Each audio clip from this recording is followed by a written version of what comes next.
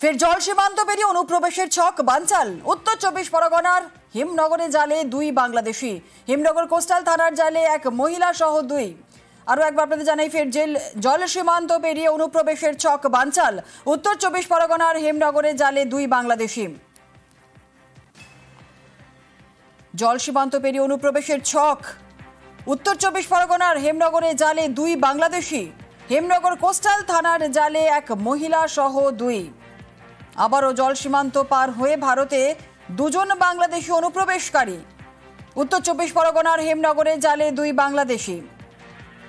জল সীমান্ত পেরিয়ে অনুপ্রবেশের ছক বানচাল। 2 জনই বাংলাদেশি অনুপ্রবেশকারী এমনটাই জানা যাচ্ছে। আরো বিস্তারিত জানাবে আমাদের সঙ্গে রয়েছেন আমাদের প্রতিনিধি অনুপম সাহা। অনুপম, কি জানা যাচ্ছে?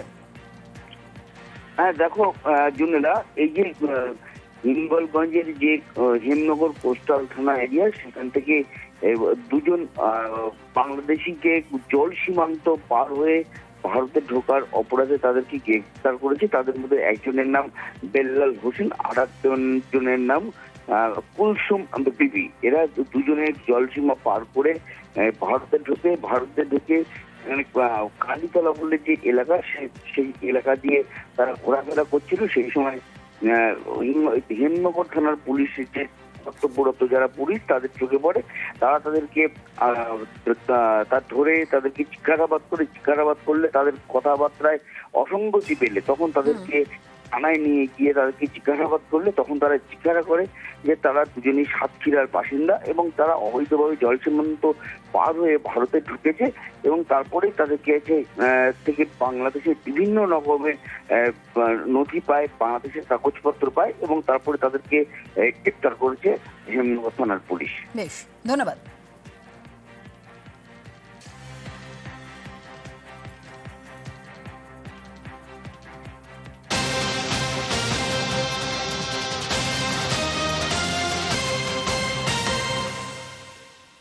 ট্রেন লক্ষ্য করে পাথর ছোড়ায় জালে 2। শিয়ালদা দক্ষিণে পর 3 দিন ট্রেনে পাথর। মল্লিকপুরে দুষ্কৃতীদের ছোড়া পাথরে জখম হন 2 ট্রেন যাত্রী। আর এবার পাথর ছোড়ার জালে 2। আমাদের সঙ্গে রয়েছেন আমাদের প্রতিনিধি অর্পণ মণ্ডল, আরো বিস্তারিত বলবে। অর্পণ, যাদেরকে ইতিমধ্যে আটক করা হয়েছে, এরা কারা, কেন এরা ট্রেনের মধ্যে পাথর ছুড়ত? দেখো, 2 জনকে গ্রেপ্তার করা হয়েছে এই ঘটনায়। মল্লিকপুর স্টেশন সংলগ্ন এলাকা থেকে জিআরপি পুলিশ কর্মীরা তারা গিয়ে এই 2 যুবককে গ্রেপ্তার করে। এখনো পর্যন্ত তারা কেন পাথর ছুঁড়েছে তা নিয়ে কিন্তু কোনো রকম স্বীকারোক্তি পুলিশের কাছে দেয়নি এবং পুলিশের সূত্রে যেটা আমরা জানতে পেরেছি, পুলিশ এই যুবককে সন্দেহ করে এবং গত শনিবার থেকে যখনই এই ঘটনা ঘটে প্রকাশ্যে আসে, এরপর থেকেই জিআরপির পুলিশ কর্মীরা তারা লক্ষ্য রাখেন এবং যে অংশে পাথর ছোড়ার কথা বলা হচ্ছে সেখানে লক্ষ্য রাখা হয় এবং সেখান থেকেই এই 2 জনকে গ্রেপ্তার করা হয় এবং এই 2 জনকে গ্রেপ্তার করার পরেই বেশ কয়েকজন তারা সেখানে বসেছিলেন, সেখান থেকে পালিয়েও যায় বলে পুলিশ সূত্র থেকে আমরা জানতে পেরেছি। এই 2 জনকে জেরা করলে কারা এই মল্লিকপুর স্টেশনে প্রবেশ এবং যেখানে গেট রয়েছে, রেল গেট, সেখানে কারা পাথর ছুটত তার হদিশ পাবে বলেও পুলিশ মনে করছে। ধৃতদেরকে আদালতে পেশ করা হবে। ধন্যবাদ।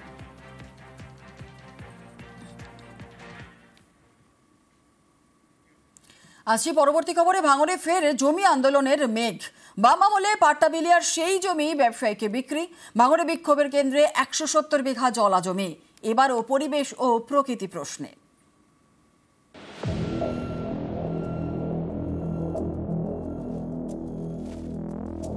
2016 পর 2025 ফের ভাঙড়ে জমি আন্দোলনের মেঘ। এবার বিতর্কের কেন্দ্রে এই বিশাল জলাভূমি, প্রায় 300 বিঘার। স্থানীয় বাসিন্দারা যাকে পুটিবাবুর ঘেরি বলে চেনে। এর মধ্যে 170 বিঘা জমি বিক্রি হয়ে গিয়েছে। তা নিয়েই গরম ভাঙড়।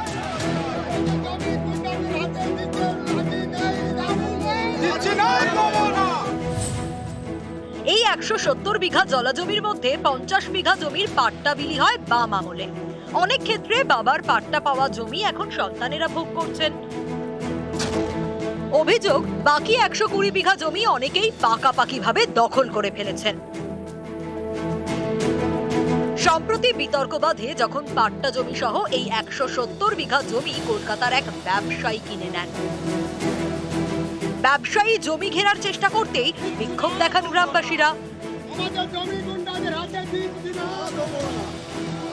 গত মাসে জমির চারপাশে দেওয়া কাঁটা তার উপড়ে ফেলেন।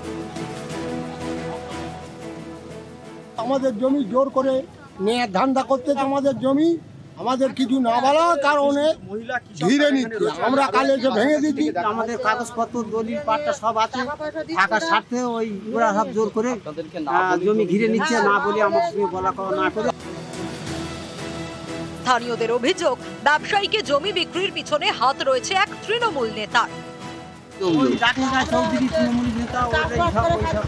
কার্যত এখানকার যারা প্রমোটার শাসক দলের সাথে জড়িত, তারা সবাই মিলে এই কাজ কারবার চালাচ্ছে। সম্পূর্ণ এই অভিযোগটা মিথ্যা এবং এই জায়গাটা 2016 সালে তখন কেনাবেচা হয়েছিল, তখন আমি কোনো দায়িত্বও ছিলাম না। এটা সম্পূর্ণ বিরোধীদের একটা চক্রান্ত বলে আমি মনে করি। কোনো গরিব মানুষের এতটুকু স্বার্থ স্মৃতি নষ্ট হবে না। আমরা গরিব মানুষের পাশে আছি, আমরা যারা জমি মালিক যারা, আমরা তাদের পাশে আছি। এখন প্রশ্ন হলো, সরকার যে জমির পাট্টা দেয় সেই জমি কি বিক্রি বা হস্তান্তর করা যায়? আইন বলছে যায় না। শুধু তাই নয়, পাট্টা দেওয়া জমি বিক্রি করা হচ্ছে বা লিজে দেওয়া হচ্ছে এমন অভিযোগ পেলে সেই জমি ফেরত নিয়ে নিতে পারে সরকার। তাহলে এই জমি বিক্রি হলো কিভাবে? সেই সময় টাকার প্রয়োজন ছিল আমাদের, তো কোম্পানি বলেছিল তোমরা বিক্রি করবে, আমরা সেই হিসেবে দিয়ে একটা টাকা নিয়েছিলাম। দাদার খুব শরীর খারাপ ছিল, কিছু টাকা পয়সা দরকার ছিল, তার জন্য আমরা স্বেচ্ছা দিয়ে কিছু টাকা পয়সা নিয়েছি লিস্ট মতো হিসাবে। 2016 সালে পাওয়ার গ্রিডের ডিস্ট্রিবিউশন স্টেশন তৈরিকে ঘিরে উত্তাল হয় ভাঙর। বিক্ষোভের জেরে থমকে যায় কাজ। সেই ভাঙরেই ফের জমি ঘিরে বিক্ষোভ। এই বিক্ষোভকে হাতিয়ার করার চেষ্টা করছে আগের বিক্ষোভের সঙ্গে যুক্ত সংগঠন। রাকেশ চৌধুরী প্রভাবশালী একজন নেতা, তিনি সেই উচ্ছেদের প্রধান কাণ্ডারি। আদিবাসীদের জমি তিনি দখল করার চেষ্টা করেছিলেন। পুলিশ এখনো পর্যন্ত তার বিরুদ্ধে কোনো ব্যবস্থা নেয়নি। কৃষকদের এইভাবে উচ্ছেদ করার বিরুদ্ধে প্রতিবাদ জানাই। ভাঙর থেকে কল্যাণ মণ্ডল, নিউজ 18 বাংলা। ফের জল সীমান্ত পেরিয়ে অনুপ্রবেশের ছক বানচাল। উত্তর 24 পরগনার হিমনগরে জালে 2 বাংলাদেশি। হিমনগর কোস্টাল থানার জালে এক মহিলা সহ 2। আরও একবার আপনাদের জানাই, ফের জল সীমান্ত পেরিয়ে অনুপ্রবেশের ছক বানচাল। উত্তর 24 পরগনার হেমনগরে জালে 2 বাংলাদেশি। জল সীমান্ত পেরিয়ে অনুপ্রবেশের ছক। উত্তর 24 পরগনার হেমনগরে জালে 2 বাংলাদেশি। হেমনগর কোস্টাল থানার জালে এক মহিলা সহ 2। আবারও জল সীমান্ত পার হয়ে ভারতে 2 বাংলাদেশি অনুপ্রবেশকারী। উত্তর 24 পরগনার হেমনগরে জালে 2 বাংলাদেশি। জল সীমান্ত পেরিয়ে অনুপ্রবেশের ছক বানচাল। 2 বাংলাদেশি অনুপ্রবেশকারী, এমনটাই জানা যাচ্ছে। আরো বিস্তারিত জানাবে আমাদের সঙ্গে রয়েছেন আমাদের প্রতিনিধি অনুপম সাহা। অনুপম, কি জানা যাচ্ছে? হ্যাঁ দেখো জুনেলা, এই যে হিঙ্গলগঞ্জের যে হেমনগর কোস্টাল থানা এরিয়া, সেখান থেকে 2 বাংলাদেশিকে জল সীমান্ত পার হয়ে ভারতে ঢোকার অপরাধে তাদেরকে গ্রেফতার করেছে। তাদের মধ্যে একজনের নাম বেল্লাল হোসেন, আর একজনের নাম কুলসুম বিবি। এরা 2 জলসীমা পার করে ভারতে ঢুকে কালীতলা বলে যে এলাকা, সেই এলাকা দিয়ে তারা ঘোরাফেরা করছিল। সেই সময় হেমনগর থানার পুলিশের যে কর্তব্যরত যারা পুলিশ, তাদের চোখে পড়ে। তারা তাদেরকে ধরে তাদেরকে জিজ্ঞাসাবাদ করলে তাদের কথাবার্তায় অসঙ্গতি পেলে তখন তাদেরকে থানায় নিয়ে গিয়ে তাদেরকে জিজ্ঞাসাবাদ করলে তখন তারা জিজ্ঞাসা করে যে তারা 2 সাতক্ষীরার বাসিন্দা এবং তারা অবৈধভাবে জল সীমান্ত পার হয়ে ভারতে ঢুকেছে এবং তারপরেই তাদেরকে থেকে বাংলাদেশের বিভিন্ন রকমের নথি পায়, বাংলাদেশের কাগজপত্র পায় এবং তারপরে তাদেরকে গ্রেপ্তার করেছে হেমনগর থানার পুলিশ। বেশ, ধন্যবাদ।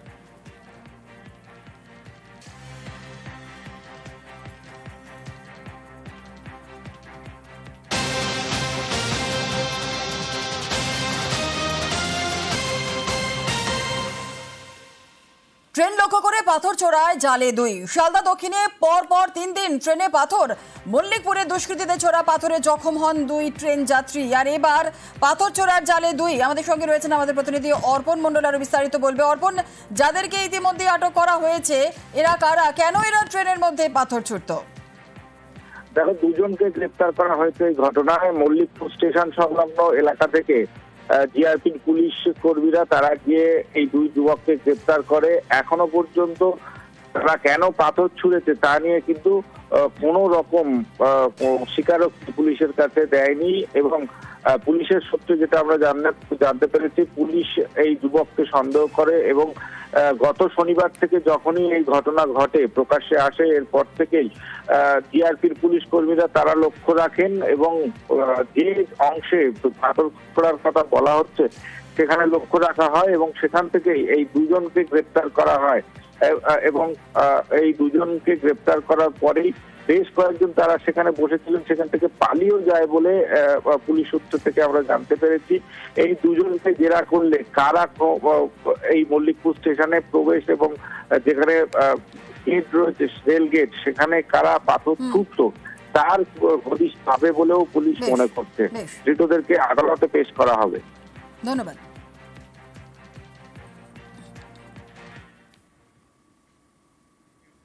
আসছি পরবর্তী খবরে। ভাঙড়ে ফের জমি আন্দোলনের মেঘ। বাম আমলে পাট্টা বিলিয়ার সেই জমি ব্যবসায়ীকে বিক্রি।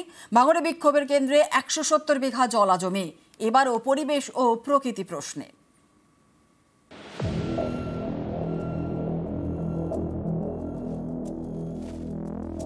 2016 পর 2025 ফের ভাঙড়ে জমি আন্দোলনের মেঘ। এবার বিতর্কের কেন্দ্রে এই বিশাল জলাভূমি, প্রায় 300 বিঘার। স্থানীয় বাসিন্দারা যাকে পুটিবাবুর ঘেরি বলে চেনে। এর মধ্যে 170 বিঘা জমি বিক্রি হয়ে গিয়েছে। তা নিয়েই গরম ভাঙড়।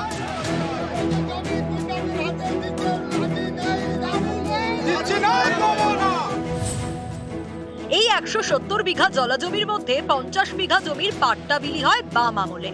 অনেক ক্ষেত্রে বাবার পাট্টা পাওয়া জমি এখন সন্তানেরা ভোগ করছেন। অভিযোগ, বাকি 120 বিঘা জমি অনেকেই পাকাপাকি ভাবে দখল করে ফেলেছেন। সম্প্রতি বিতর্ক বাধে যখন পাট্টা জমি সহ এই 170 বিঘা জমি কলকাতার এক ব্যবসায়ী কিনে নেন। ব্যবসায়ী জমি ঘেরার চেষ্টা করতেই বিক্ষোভ দেখান গ্রামবাসীরা। গত মাসে জমির চারপাশে দেওয়া কাঁটা তার উপরে ফেলেন। আমাদের জমি জোর করে নিয়ে ধান্দা করতে, আমাদের জমি আমাদের কিছু না বলার কারণে ঘিরে নিচ্ছে। আমরা কালে এসে ভেঙে দিচ্ছি। আমাদের কাগজপত্র দলিল পাট্টা সব আছে, থাকার স্বার্থে ওই ওরা সব জোর করে জমি ঘিরে নিচ্ছে, না বলে আমার সঙ্গে বলা না করে। স্থানীয়দের অভিযোগ, ব্যবসায়ীকে জমি বিক্রির পিছনে হাত রয়েছে এক তৃণমূল নেতার। কার্যত এখানকার যারা প্রমোটার শাসক দলের সাথে জড়িত তারা সবাই মিলে এই কাজ কারবার চালাচ্ছে। সম্পূর্ণ এই অভিযোগটা মিথ্যা এবং এই জায়গাটা 2016 সালে তখন কেনাবেচা হয়েছিল, তখন আমি কোনো দায়িত্বও ছিলাম না। এটা সম্পূর্ণ বিরোধীদের একটা চক্রান্ত বলে আমি মনে করি। কোনো গরিব মানুষের এতটুকু স্বার্থ স্মৃতি নষ্ট হবে না। আমরা গরিব মানুষের পাশে আছি। আমরা যারা জমি মালিক যারা, আমরা তাদের পাশে আছি। এখন প্রশ্ন হলো, সরকার যে জমির পাট্টা দেয় সেই জমি কি বিক্রি বা হস্তান্তর করা যায়? আইন বলছে যায় না। শুধু তাই নয়, পাট্টা দেওয়া জমি বিক্রি করা হচ্ছে বা লিজে দেওয়া হচ্ছে এমন অভিযোগ পেলে সেই জমি ফেরত নিয়ে নিতে পারে সরকার। তাহলে এই জমি বিক্রি হলো কিভাবে? সেই সময় টাকার প্রয়োজন ছিল আমাদের, তো কোম্পানি বলেছিল তোমরা বিক্রি করবে, মানে সেই হিসেবে দিয়ে 1 টাকা নিয়েছিলাম। দাদার খুব শরীর খারাপ ছিল, কিছু টাকা পয়সা দরকার ছিল, তার জন্য আমরা স্বেচ্ছা দিয়ে কিছু টাকা পয়সা নিয়েছি লিস্ট মতো হিসাবে। 2016 সালে পাওয়ার গ্রিডের ডিস্ট্রিবিউশন স্টেশন তৈরিকে ঘিরে উত্তাল হয় ভাঙড়। বিক্ষোভের জেরে থমকে যায় কাজ। সেই ভাঙড়েই ফের জমি ঘিরে বিক্ষোভ। এই বিক্ষোভকে হাতিয়ার করার চেষ্টা করছে আগের বিক্ষোভের সঙ্গে যুক্ত সংগঠন। রাকেশ চৌধুরী প্রভাবশালী একজন নেতা, তিনি সেই উচ্ছেদের প্রধান কাণ্ডারি। আদিবাসীদের জমি তিনি দখল করার চেষ্টা করেছিলেন, পুলিশ এখনো পর্যন্ত তার বিরুদ্ধে কোনো ব্যবস্থা নেয়নি। কৃষকদের এইভাবে উচ্ছেদ করার বিরুদ্ধে প্রতিবাদ জানাই। ভাঙড় থেকে কল্যাণ মণ্ডল, নিউজ 18 বাংলা।